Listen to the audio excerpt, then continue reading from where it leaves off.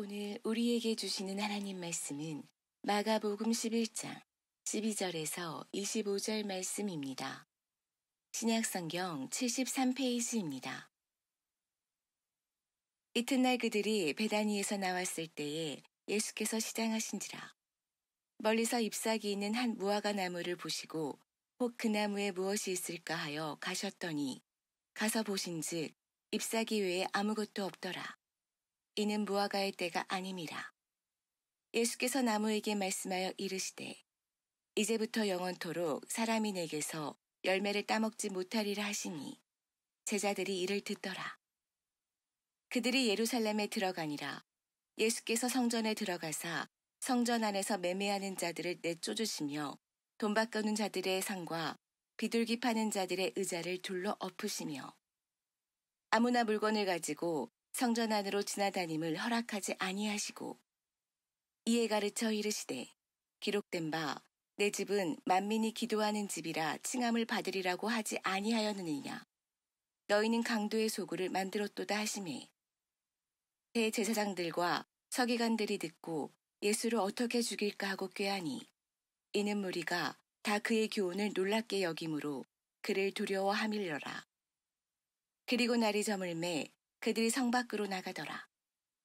그들이 아침에 지나갈 때에 무화과 나무가 뿌리채 마른 것을 보고 베드로가 생각이 나서 여짜오되 라비여 보소서 저주하신 무화과 나무가 말랐나이다. 예수께서 그들에게 대답하여 이르시되 하나님을 믿으라.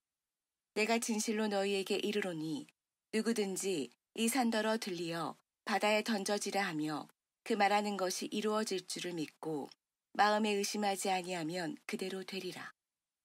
그러므로 내가 너희에게 말하노니 무엇이든지 기도하고 구하는 것은 받은 줄로 믿으라. 그리하면 너희에게 그대로 되리라. 서서 기도할 때에 아무에게나 혐의가 있거든 용서하라. 그리하여야 하늘에 계신 너희 아버지께서도 너희 허물을 사하여 주시리라 하시니라. 아멘.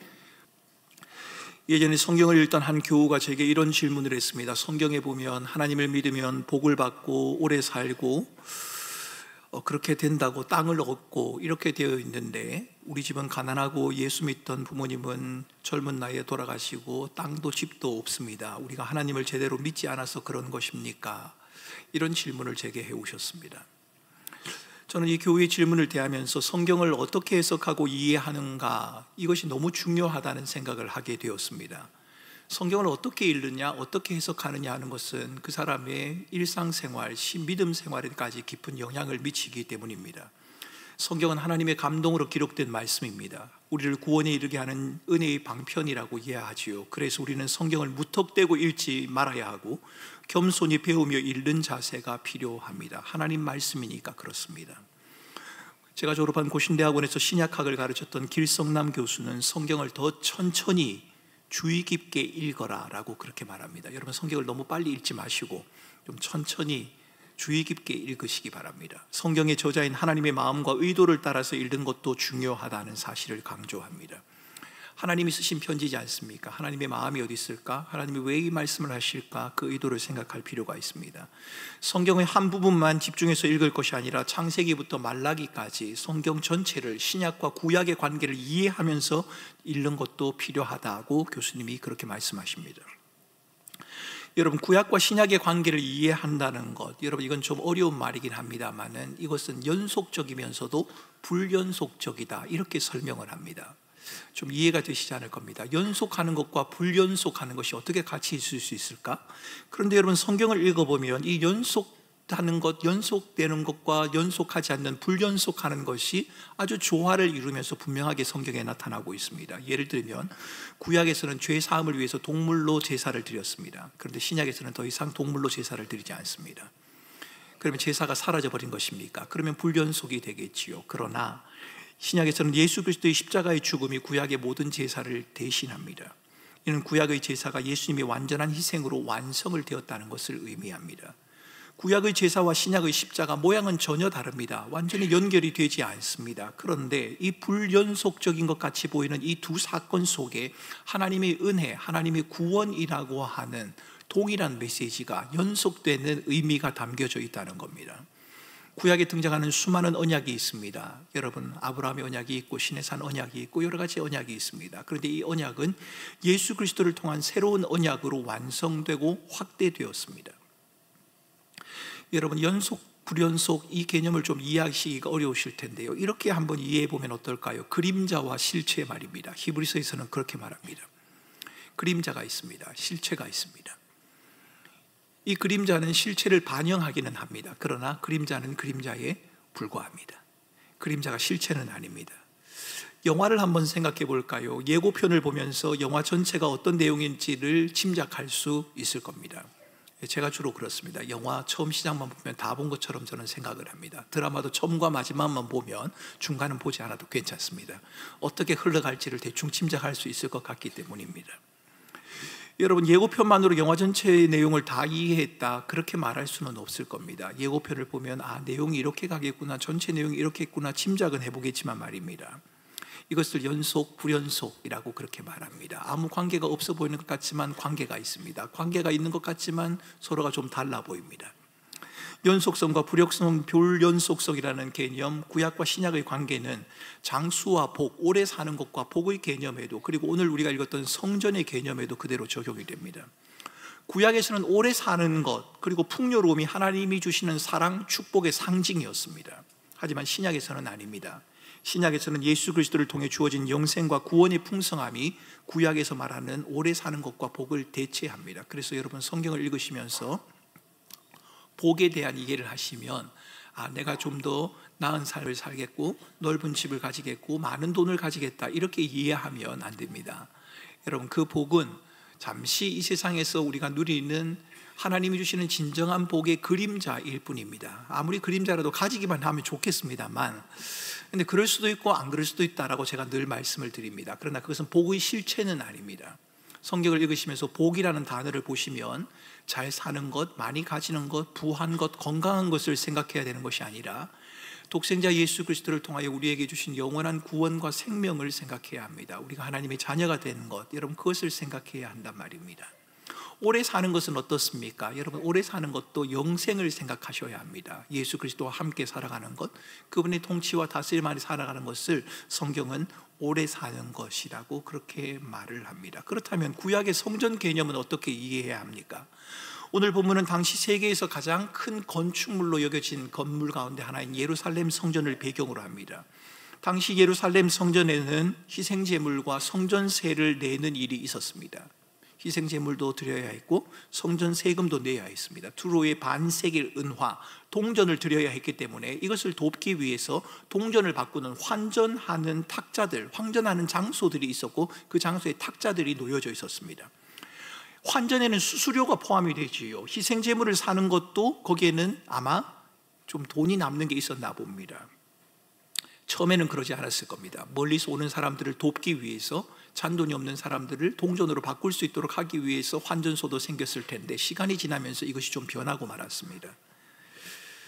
환전에 하고 남은 수수료, 그리고 흠없는 희생제물을 팔고 남은 그 이득을 가난한 자를 강탈하고 부를 축적하는 수단으로 삼는 그런 무리들이 많이 생기게 되었습니다. 이런 분위기와 정황 속에서 예수님께서 성전 안에 들어가셨고 매매하는 자들을 내쫓으시며 돈 바꾸는 자들의 상을 엎으신 겁니다. 그러나 예수님의 성전 첨결 사건을 단순히 성전에서 이루어지고 있는 부정한 거래를 금하게 하는 것이다라거나 유대인의 관습을 없애려고 하신 것이다라고 그렇게 생각한다면 너무 이른 결론을 내리시는 겁니다. 공생애 동안 예수님이 하신 말씀을 보면 예수님은 구약의 제사 제도나 성전세 납부하는 것에 대해서 반대하신 적이 없습니다. 예수님의 행동이 단순히 희생제물을 사고 팔고 세금으로 내야 할 동전을 환전하는 것, 그것을 금하는 데 목적이 있지 않다면, 그렇다면 예수님이 행하시는 이 성전 청결 사건을 우리는 어떻게 이해해야 합니까? 이 사건이 우리에게 던져주는 의미는 무엇입니까? 우리는 예수님이 성전에서 행하시는 일의 의미에 대한 답을 찾기 위해서 본문의 구조를 좀 더 깊이 살펴볼 필요가 있습니다. 우리 길성남 교수님이 말했던 것처럼 성경은 천천히 자세히 넓게 읽어야 한다라고 말씀드리지 않았습니까? 여러분, 성전 청결 사건, 이것은 마가복음 11장 12절과 20절 이하에 소개되는 무화과나무 이야기 사이에 등장을 합니다. 11장 12절을 봐도 무화과 나무 이야기가 나오고 11장 20절을 읽어도 무화과 나무 이야기가 나옵니다. 그리고 이 무화과 나무 이야기 사이에 지금 성전의 이야기가 등장하고 있습니다. 여러분, 모양이 꼭 샌드위치 같지 않습니까? 똑같은 빵이 있는데 그 빵 사이에 성전이라고 하는 재료가 들어가고 있다는 겁니다. 예수님이 성전을 깨끗하게 하시는 이 사건, 이것이 샌드위치 안에 들어가는 속재료라고 하면 12절과 20절에 언급되고 있는 무화과 나무에 대한 사건은 이 속재료를 감싸는 두 개의 빵과도 같은 겁니다. 빵과 그 속에 들어가 있는 재료 달라 보입니다. 엄연히 다릅니다. 빵과 그 속에 들어가는 게 어떻게 같겠습니까? 하지만 이것은 전체의 조화를 통해 명확한 메시지를 전하려고 하는 특징을 가지고 있습니다. 서로가 다르다라는 것을 강조하려고 하는 것이 아니라 모두가 다 똑같다라고 하는 것을 우리에게 말하려고 한단 말입니다. 여러분, 이것을 신학에서는 샌드위치 구조라고 그렇게 말을 합니다. 마가복음에는 이 샌드위치 구조가 자주 등장합니다. 샌드위치 구조 속에서 예수님의 성전 청결 사건은 그 사건 앞뒤에 등장하는 무화과 나무 사건과 연결되어집니다. 나누어지는 사건이 아니라는 겁니다. 성전 청결 사건이 별개의 사건이고 무화과 나무를 다루는 사건이 또 별개의 사건이고 그렇지 않다는 겁니다. 무화과 나무를 저주하는 사건을 이해하는 데는 좀 어려움이 있습니다. 무화과의 때도 아닌데 예수님이 열매를 찾은 것도 좀 이해가 안 되고, 열매가 없다는 이유로 예수님께서 나무를 저주해 버렸다는 것도 좀 이해하기가 어렵습니다. 1년에 2번 열매를 맺는 무화과 나무의 특성상 예수님이 예루살렘에 들어가시는 지금 6월절 절기, 여러분 이때는 제대로 된 열매를 기대하기가 어렵습니다. 아니, 불가능합니다. 하지만 그때에도 무화과 나무에 덜 익은 열매가 열려 있어야 합니다.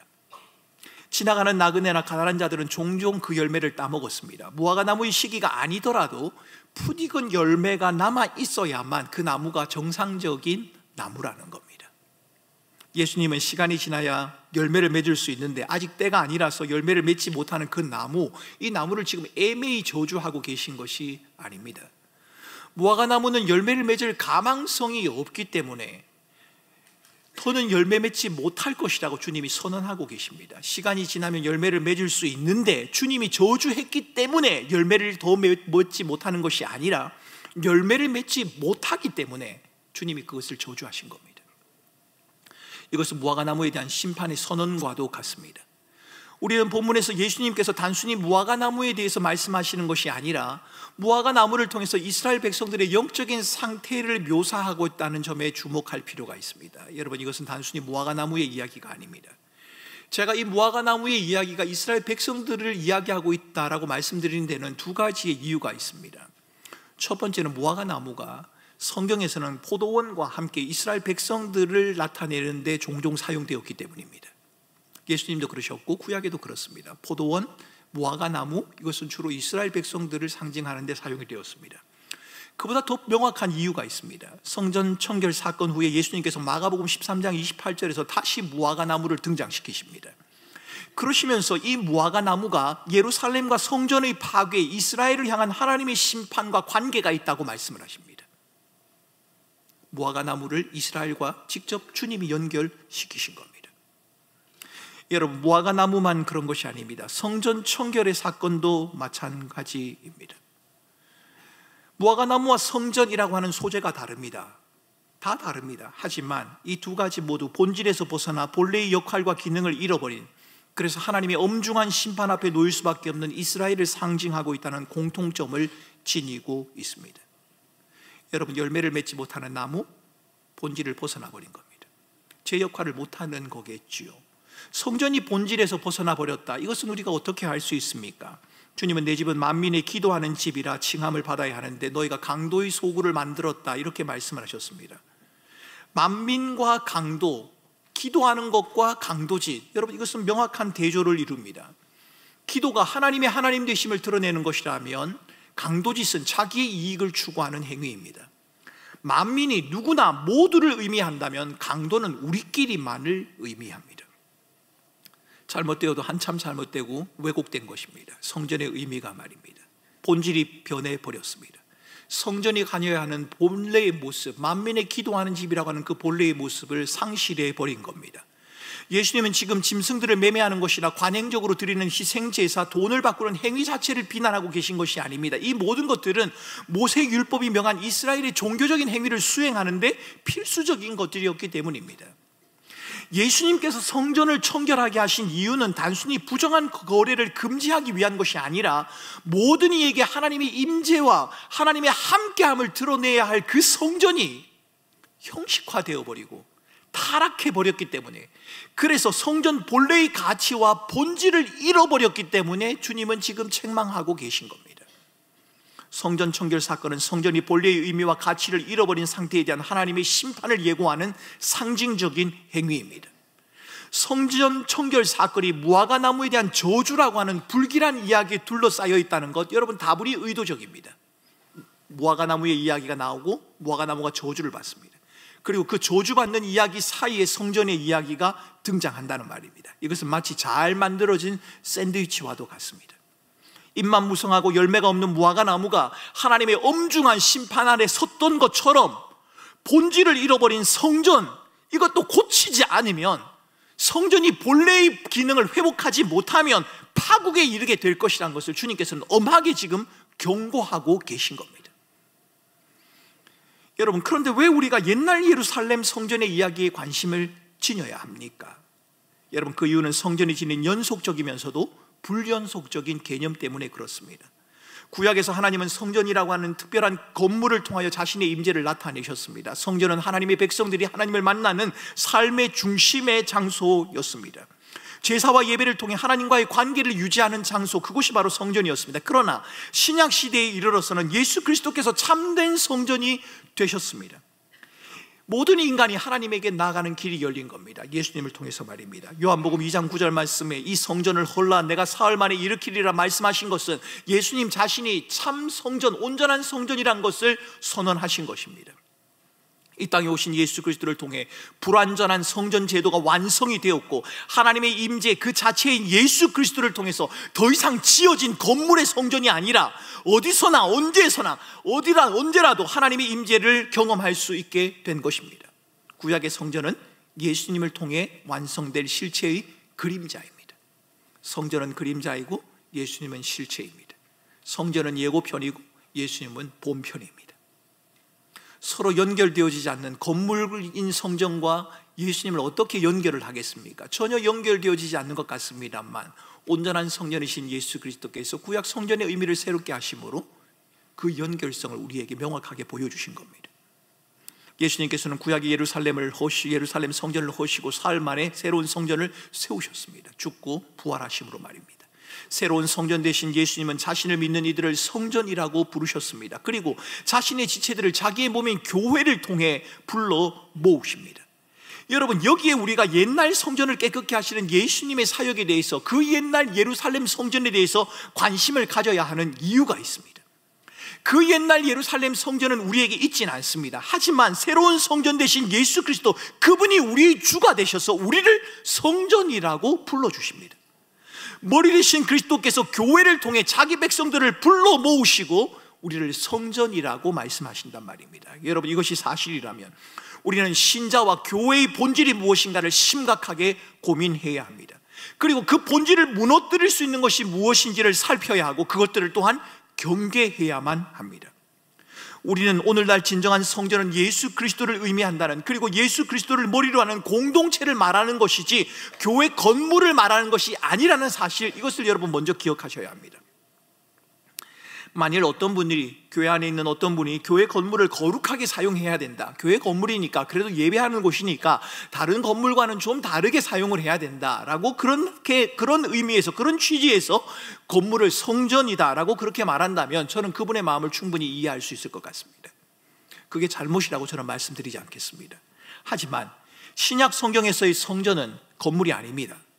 신약 성경에서의 성전은 그리스도이며 그리스도인이고 그리스도인들의 공동체인 교회를 말합니다. 여러분, 우리도 이웃과 함께하며 다양한 사역을 감당하기 위해서 공간이 더 필요할 수도 있을 것 같습니다. 그래서 건물을 더 지어야 할 수도 있을 겁니다. 그러나 여러분, 설령 그럴 때라도 그 건물을 짓는 교회 건물, 교회를 건축하는 그 정당성을 이렇게 말해서는 안 됩니다. 우리는 집이 있는데 하나님은 집이 없지 않느냐? 우리가 사는 집은 이렇게 화려한데 하나님의 사는 집이 이렇게 초라해서 되겠느냐? 이렇게 말한다면 그것은 성전에 대한 신구약 성경이 말하는 개념에 대한 명확한 오해입니다. 그렇게 말할 수 없습니다. 건물이 성전이 아닙니다. 예수 그리스도 그분이 성전이십니다. 그분을 통해 부름을 받은 저와 여러분이 성전입니다. 교회가 성전이라는 말입니다. 건물 말고 사람 말입니다.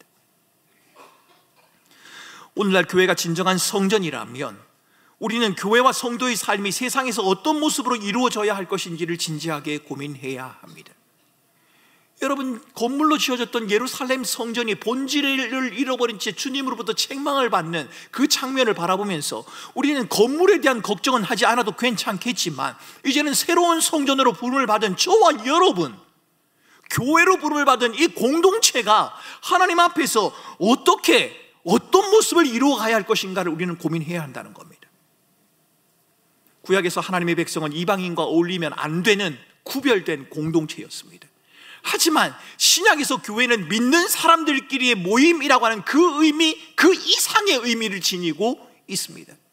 교회가 세상과 구별되어야 하는 것은 맞지만 그 구별은 교회가 세상을 떠나 있는다는 말이 아니라 세상에 교회가 있지만 교회가 세상과 같지 않다는 것을 의미합니다. 여러분, 너희는 세상의 소금이다, 너희는 세상의 빛이다, 이렇게 말씀을 하셨지요. 여러분, 불은 켜서 어디에 두나요? 등경 위에 두나니라고 말합니다. 등경에 둘 때만 그 주변이 밝아질 수 있는 겁니다. 그런데 말 아래에 두면 어떻게 됩니까? 뛰는 말 말고 말입니다. 성경에서 말하는 말이란 것은 양식을 계측하는 측량 도구이기 때문에 뒷박이나 함지 정도로 이해하면 될 것 같습니다. 여러분, 불을 켜서 함지나 뒷박 안에 놓았다고 생각을 해보십시오. 그 안은 밝을 겁니다. 그런데 그 빛이 새어나가지 못하기 때문에 그 주변을 밝힐 수는 없을 겁니다. 불을 켜서 말 아래 두는 것, 여러분, 이것을 교회의 외형적인 성장만을 추구하는 것, 여러분, 이렇게 말해 볼 수 있을 것 같습니다. 우리만 밝으면 됩니다. 우리만 좋으면 됩니다. 우리만 안정적이면 됩니다. 그러나 불을 켜서 등경 위에 두는 것, 여러분, 이것은 교회의 외적인 성장이나 우리들만의 리그를 말하는 것이 아니라 교회의 본질과 역할에 대한 표현입니다. 교회에만 머물고 교회와 세상을 너무 분리해서 생각하는 것, 덩치는 커졌지만 세상에는 아무런 영향을 미치지 못한다면 여러분, 그것은 우리가 여전히 구약이 말하는 성전의 개념에 머물고 있다는 증거이고, 불을 켜서 등경 위에 두는 것이 아니라 말 아래 두고 있다는 것을 우리에게 보여주고 있는 겁니다. 여러분, 우리만 좋으면 말입니다. 교회는 세상에 있어야 하지만 세상에 속하지 않아야 한다는 말은 옳습니다. 교회는 세상에 있지만 세상과는 다른 가치관을 추구하는 공동체입니다. 그러므로 우리는 어떻게 하면 교회를 성장시킬 수 있을까? 어떻게 하면 내가 더 잘 살 수 있을까를 고민할 것이 아니라 교회와 신자의 삶의 본질이 뭘까? 교회와 성도들을 향하여 주님이 요구하시는 바가 무엇일까를 우리는 진지하게 묻고 답을 해야 합니다.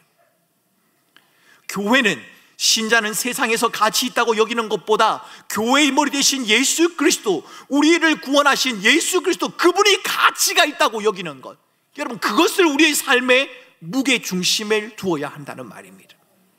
교회와 신자는 외형적인 형식과 전통을 앞세워서 자신의 옳음을 과시하는 자들이 아닙니다. 교회와 신자는 하나님과의 진정한 관계를 회복하고 그분 앞에서 정직하고 진실한 마음으로 살아가기로 결단하는 자, 그것이 바로 신자와 교회의 모습입니다. 교회가 교회로서의 본질, 교회로서의 모습, 신자가 신자로서의 모습을 유지하기 위해서는, 성도의 삶과 교회 공동체의 거룩함을 유지하기 위해서는 여러분, 그 거룩함을 유지하려고 하는 힘씀과 애씀, 그것도 우리에게 필요할 겁니다. 성전이 부당한 거래로 더럽혀진 것처럼 우리의 삶과 공동체도 세속적이고 부정적인 요소들로 오염될 가능성은 얼마든지 있습니다. 그러므로 우리는 스스로를 경계해야 하고 하나님의 말씀과 성령의 인도하심에 따라 거룩함을 유지하려고 하는, 교회의 다름을 유지하려고 하는 그 노력을 우리는 기울여야 합니다. 오늘날 세상이 교회에 대해서 도전을 받지 못하는 이유는 교회가 크지 않기 때문이나 성도의 수가 많지 않기 때문이나 재정이 부족하기 때문이 아니라 교회가 세상과 전혀 다르지 않기 때문일 겁니다. 똑같다는 겁니다.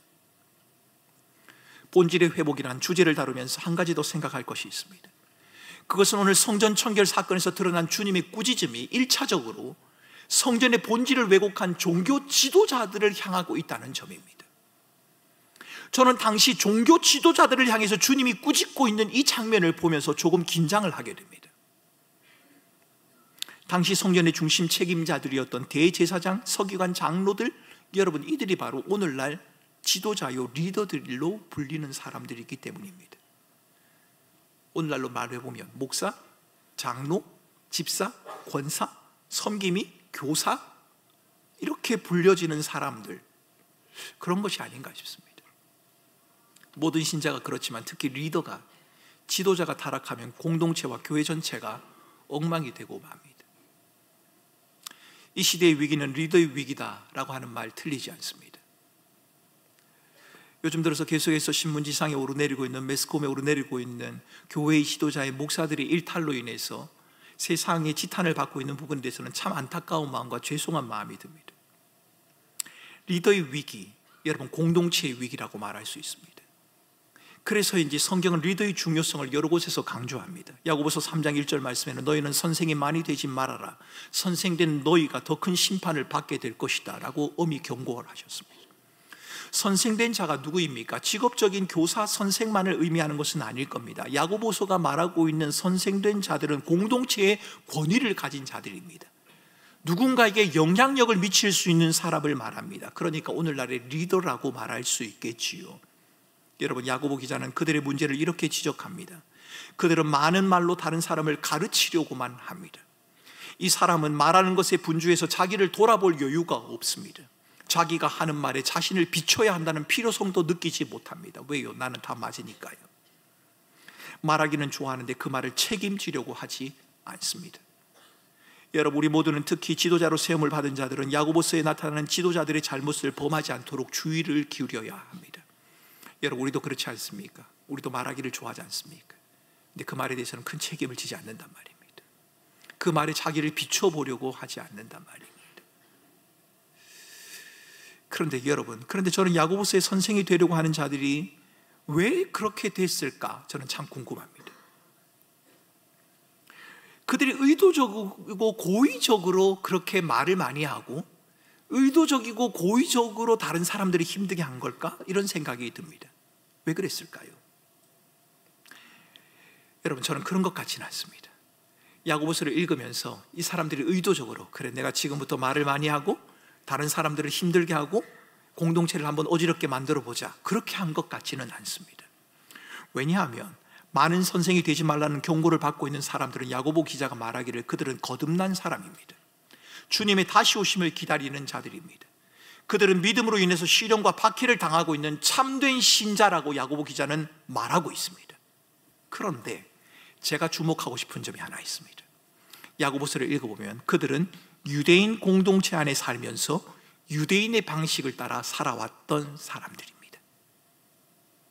유대인들이란 말입니다.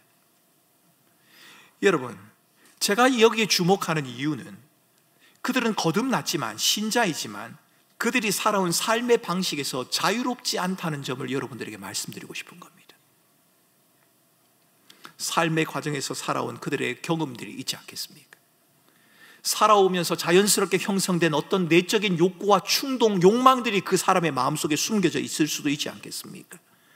자기의 삶을 이끌어왔던 원동력이 될 만한 어떤 다른 동기가 그들의 마음속에 있을 수도 있지 않겠습니까?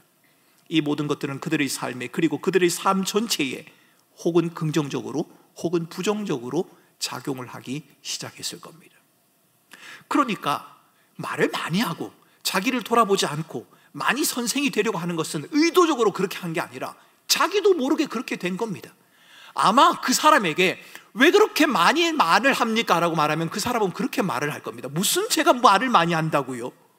별 말씀을 다 하시네요. 아마 틀림없이 이랬을 거란 말입니다.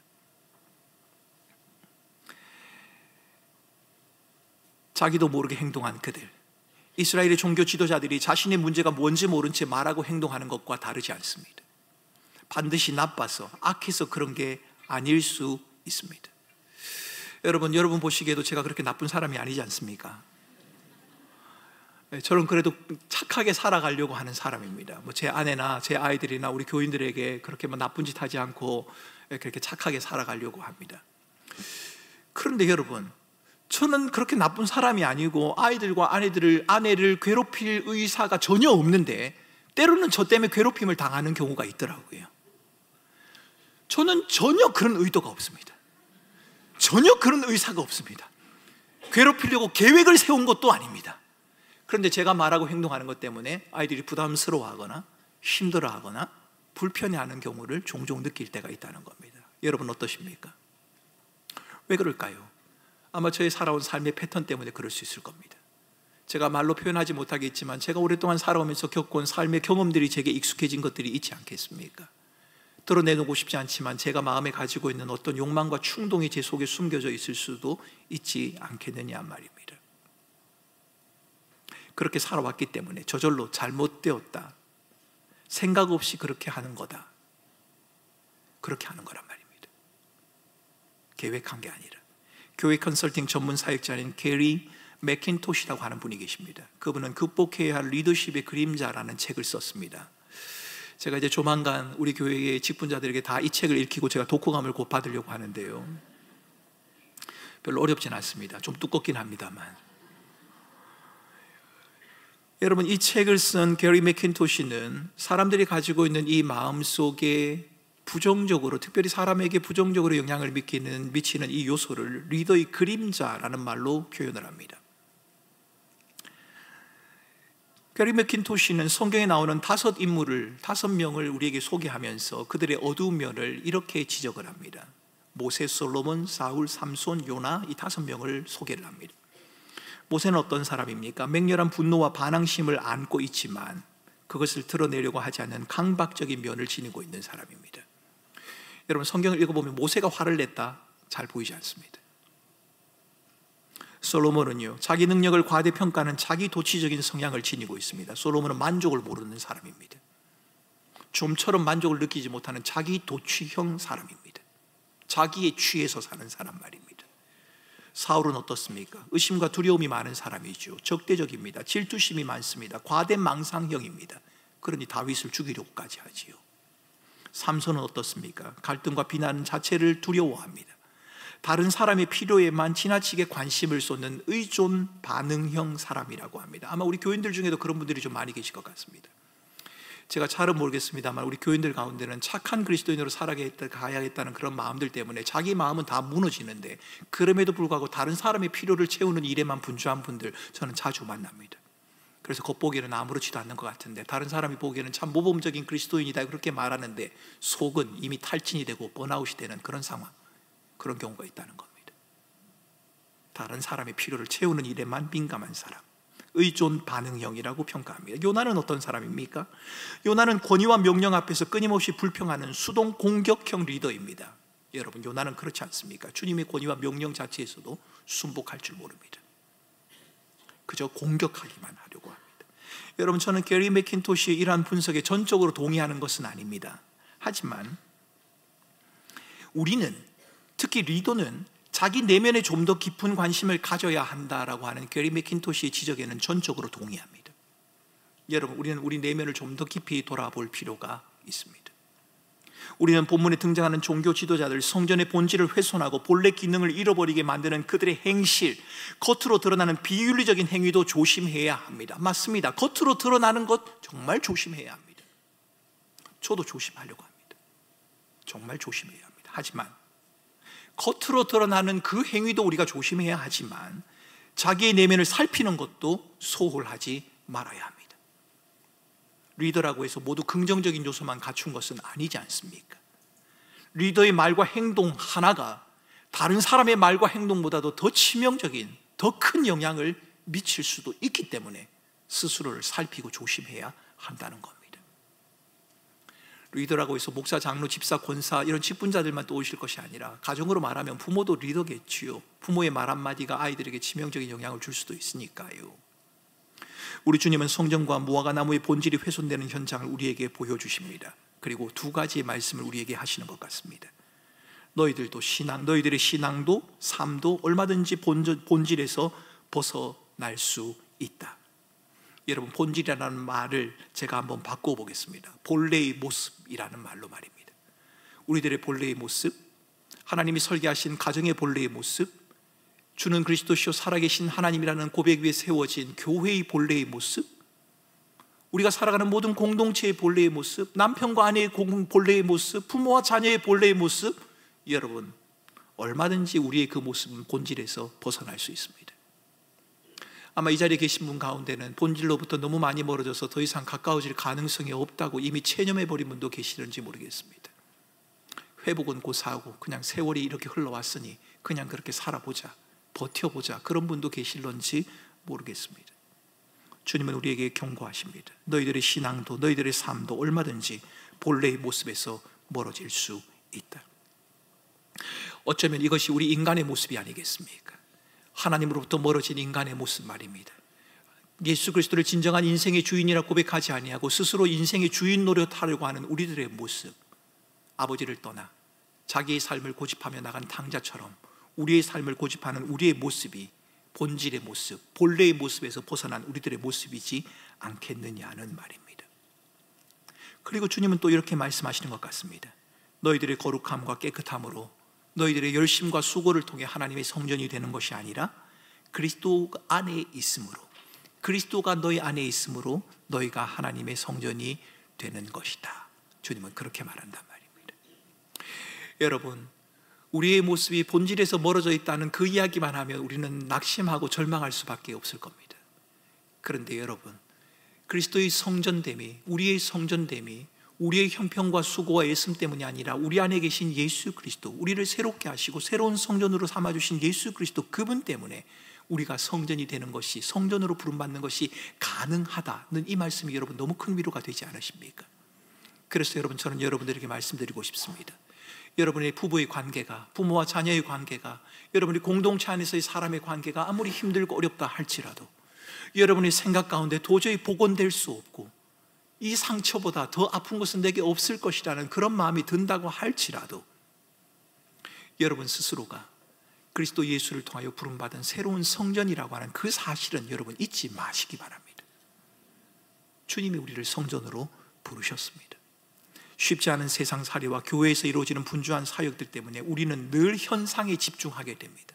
눈에 보이는 것, 손에 잡히는 것, 눈앞에 벌어진 일들에 우리의 마음들이 늘 쏠린단 말입니다.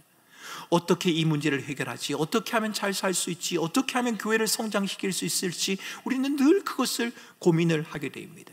그래서인지 본질에서 벗어나 있는 자신의 상태에 대해서는 별로 그렇게 심각하게 생각하지 않는 것 같습니다.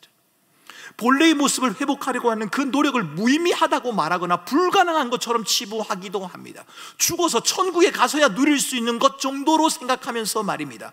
본질을 찾아가려는 노력보다는 서로 비교를 통해서 저 사람보다는 내가 낫고 저 교회보다는 우리 교회가 낫고 저 가정보다는 우리가 더 낫지 않느냐는 그 모습 속에 우리가 만족해하며 살아가는 것 같단 말입니다.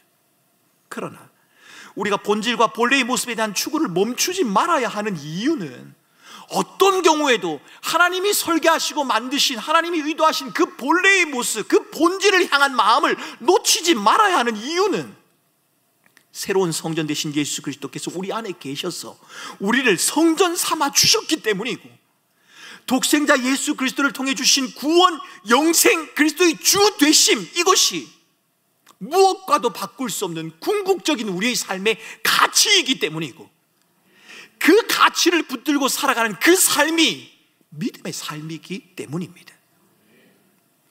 저주받은 무화과 나무, 성전 청결의 사건, 서로 달라 보이는 이 두 사건은 본질을 잃어버린 이스라엘의 모습을 우리에게 보여주고 있습니다.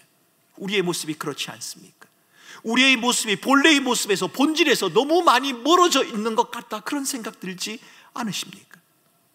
우리가 본래의 모습에 비춰서 다시 한번 걸어가기로 우리 마음에 다짐을 할 필요가 있습니다. 언제까지요? 주님이 부르시는 그날까지. 우리에게 온전한 회복이, 온전한 변화가 주어지는 그날까지 우리는 가야 합니다. 일그러진 우리의 모습을 당연하다고, 어쩔 수 없다고 말하지 말고 하나님이 만드신 원래의 모습, 교회와 가정의 모습, 남편과 아내, 부모와 자녀의 모습의 회복을 위해 매일 매 순간을 살아갈 수 있으면 좋겠단 말입니다. 주님이 하시도록, 주님이 하시도록 우리가 한번 맡겨보는 삶을 살아보잔 말입니다. 하나님이 우리에게 말씀하신 것, 말씀하신 그 의도와 뜻을 바르게 알아가는 것, 때로는 그 의도를 다 알 수는 없지만 하나님이 설계하신 원래의 모습을 고민하면서 하나님이 설계하신 원래의 모습이 뭘까? 원래의 가정의 모습이 뭘고 남편의 모습이, 아내의 모습이, 교회의 모습이 뭘까를 고민하면서 그 마음을 가지고 하나님의 말씀을 읽고 그 마음을 가지고 기도하며 하나님의 은혜와 도우심을 구하는 것. 내가 완전하고 완벽한 자가 아니라 내 속에도 여전히 어둡고 부정적인 면이 있다는 사실을 인정하고 성령께서 나를 조명하여 스스로를 돌아볼 수 있게 해달라고 우리 자신들을 끊임없이 살피며 살아가는 그 삶, 여러분, 그것이 바로 믿음의 여정이요 주님과 함께하는 삶이라는 겁니다. 여러분, 이번 한 주간도 저와 여러분이 이 본질, 주님이 만드신 그 본래의 모습 앞에 우리 자신을 비추며 믿음으로 살아갈 수 있으면 좋겠습니다. 힘들 수도 있고 무의미하게 느껴질 수도 있습니다. 그러나 이것은 결코 무의미한 것도 아니고 주님이 주시는 영광과 주님이 주시는 약속과 주님이 주시는 평강이 있는 길이라고 주님이 그렇게 말씀하십니다. 본질을 향해 나아가는 저와 여러분의 걸음 가운데 우리 주님이 베푸시는 놀라운 은혜와 은총이 함께 하시는 복된 한 주간이 되시기를 주님의 이름으로 축원합니다. 여러분, 오늘 말씀을 기억하면서 두 가지를 한번 생각해 보시면 좋겠습니다. 혹 여러분 중에 여러분의 삶에 일어나고 있는 여러 현상들과 상황들, 거기에 온통 마음을 빼앗겨서 여러분들이 본질로부터 멀어져 있는지, 여러분과 여러분의 가정과 우리의 교회와 여러분의 신앙이 본질로부터 멀어져 있는지에 대한 그 본질에 대한 관심을 잃어버린 분이 계십니까? 그렇다면 여러분, 오늘 본문이 말한 무화과 나무가 저주를 받는 하나님의 엄중한 심판을 기억하셔야 합니다. 여러분, 본질을 잃는 것은 조금 잃는 것이 아니라 모든 것을 잃는 것입니다. 그래서 만약 그런 분이 있다면 오늘 기도할 때, 하나님, 내가 그 하나님이 말씀하신 그 원래의 모습 앞에 내 자신을 세우고 싶습니다. 우리 가정의 모습, 나의 모습, 내 신앙의 모습, 내가 섬기고 있는 이 공동체의 모습, 교회의 모습을 하나님의 온전하심 앞에 한번 세워보겠습니다. 주님, 나를 돌아보시고 나를 살펴주옵소서. 여러분, 이렇게 기도해야 할 겁니다. 혹 여러분 가운데 하나님이 말씀하시는 본질로부터 너무 많이 멀어져서 도저히 이것은 회복 불가능이라고 생각하는 분이 계실 수도 있을 겁니다. 그게 가정일 수도 있고 여러분의 신앙일 수도 있고 여러분이 속한 공동체일 수도 있고 사람들과의 관계일 수도 있을 겁니다. 그분들이 기억하셔야 할 것이 있습니다. 성전이 성전이 되는 것은 우리의 수고와 애씀과 노력 때문에 성전이 되는 것이 아니라 우리를 새로운 성전으로 불러주신 예수 그리스도, 그분이 우리 안에 계시기 때문에 우리가 성전이 되는 겁니다. 만약 그런 분이 계시면 우리 안에 계신 예수 그리스도를 다시 확인하셔야 합니다. 그렇습니다. 내 삶의 형편은 본질로부터 너무 많이 멀어져 있지만, 회복이 불가능해 보이지만 예수 그리스도, 그분이 내 삶의 주님이시기에, 그분이 나를 새로운 성전으로 삼으셨기에 제가 믿음으로 다시 일어나겠습니다. 주님을 신뢰하며 내가 살겠습니다. 나를 도와주옵소서. 여러분, 이렇게 기도해야 하는 겁니다. 이 시간 마음을 모아서 함께 기도하겠습니다. 함께 기도하겠습니다. 존귀하신 하나님 아버지,